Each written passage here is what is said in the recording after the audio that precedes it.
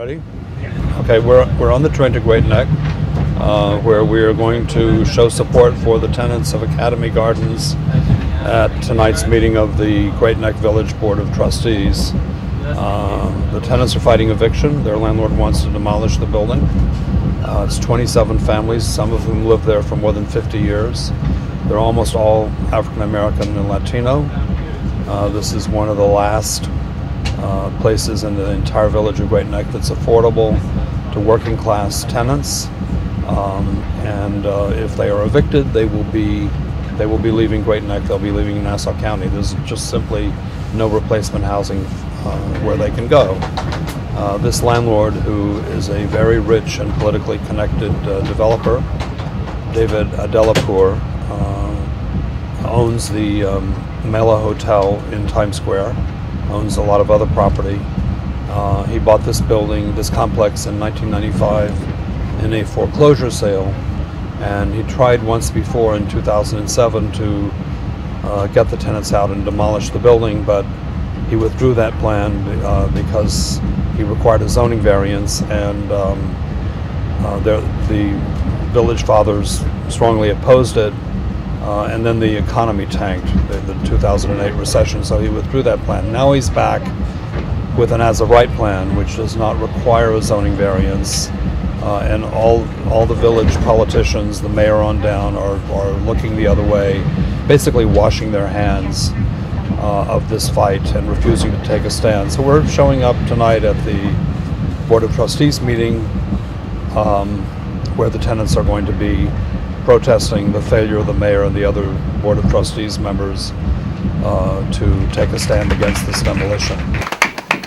My name is Judy Rodriguez, 808 Middle Neck Road, and I just wanted to present my poster to you. I've been living.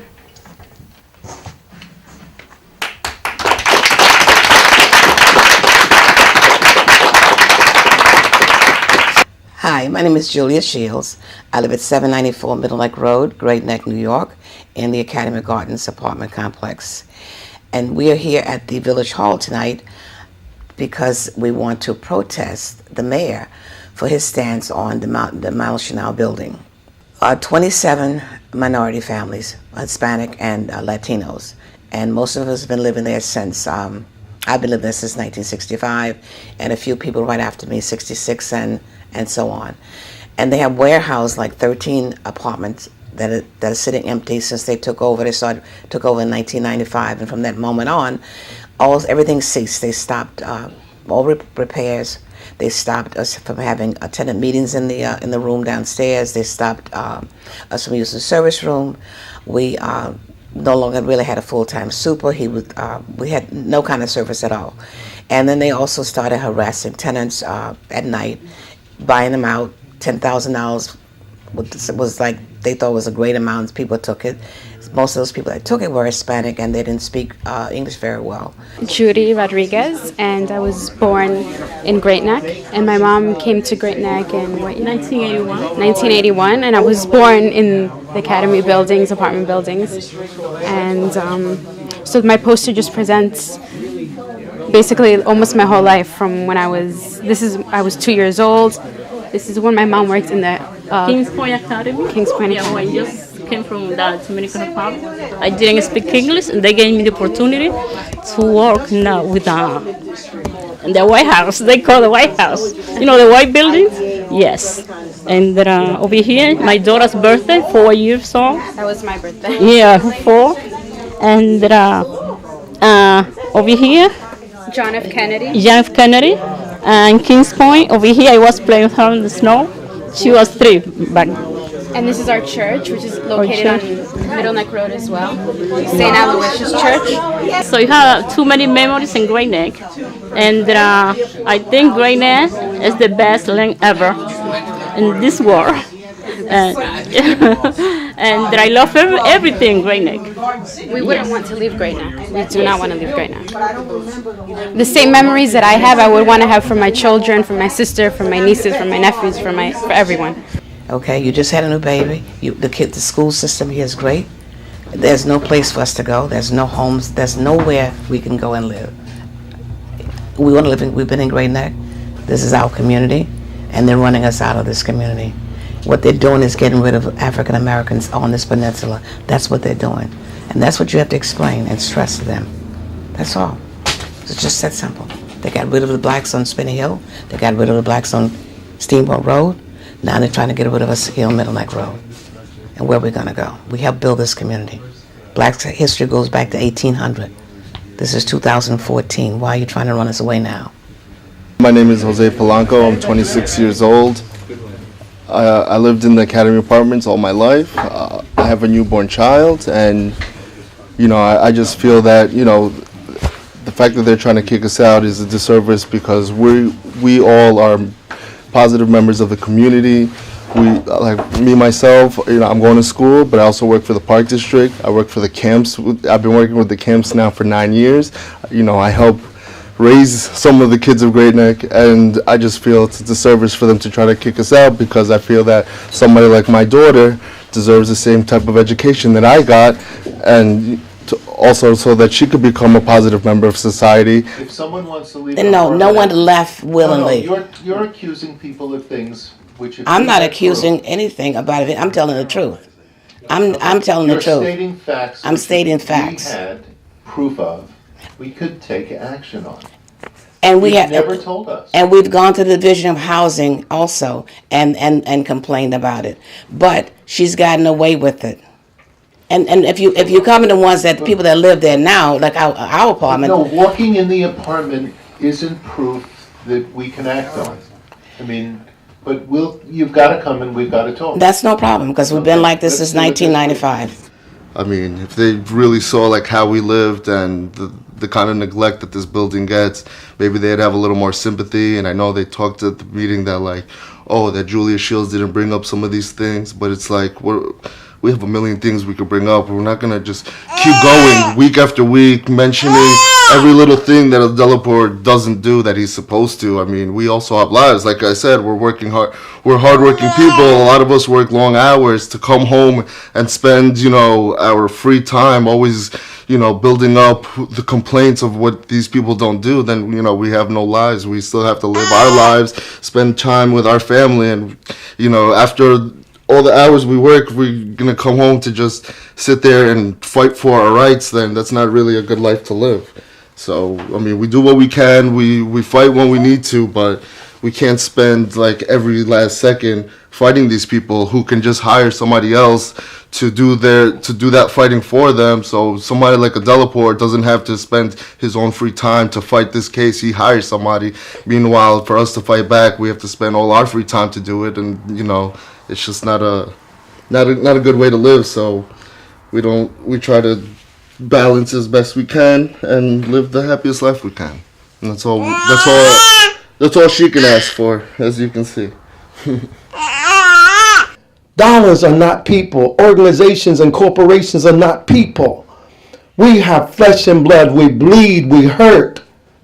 And I'm saying to you, consider this tonight, that the Shields and the other families, that they have children, that they need to be considered and not just thrown away. The Bible says something like this. It says that those who do not hear the cry of the poor one day will cry themselves and shall not be heard.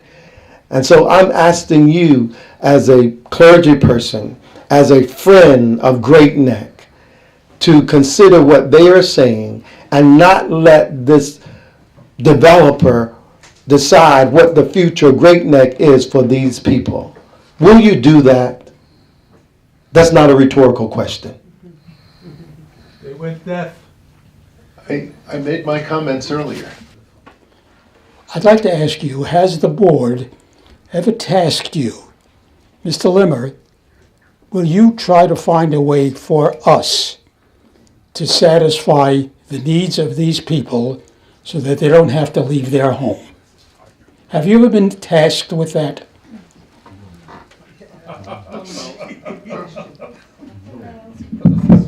This board has indicated to me its extreme concern for the residents of the Academy Gardens, and we have discussed the ETPA and other laws affecting them.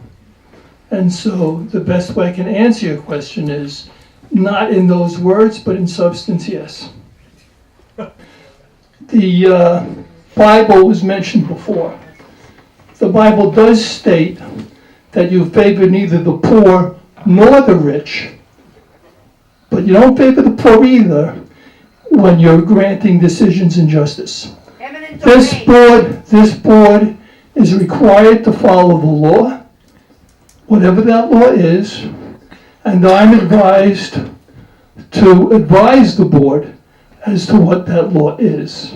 But to this point, they're not aware of anything legally in that power that they can do. And to violate the law and just delay things illegally is not something that would be appropriate for this board to do. My name is Jeannie Dubnow. I'm not from Great Neck.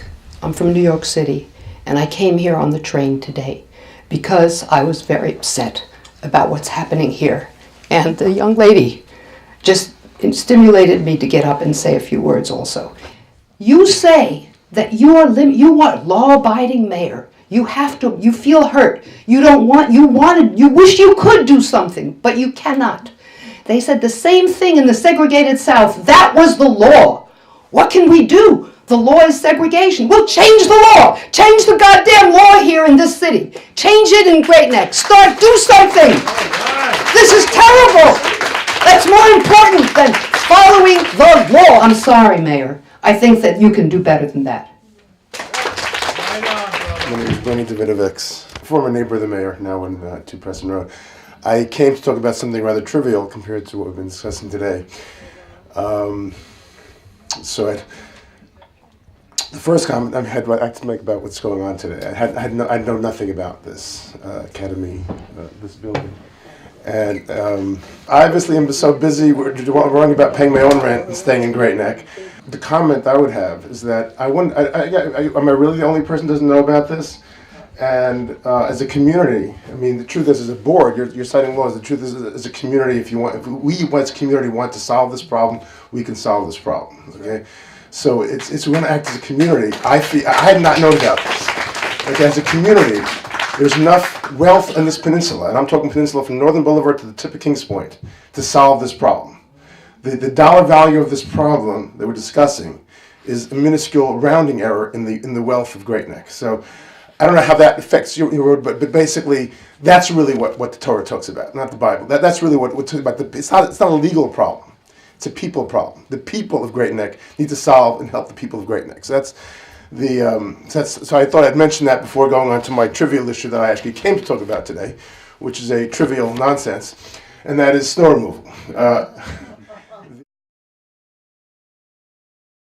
That was our answer. The whole point of tonight was to make them feel bad, and But I think we accomplished that. If we could get Thank you guys so much for coming out here. That's a hard thing. Then we to would take have in. some media. That's why they have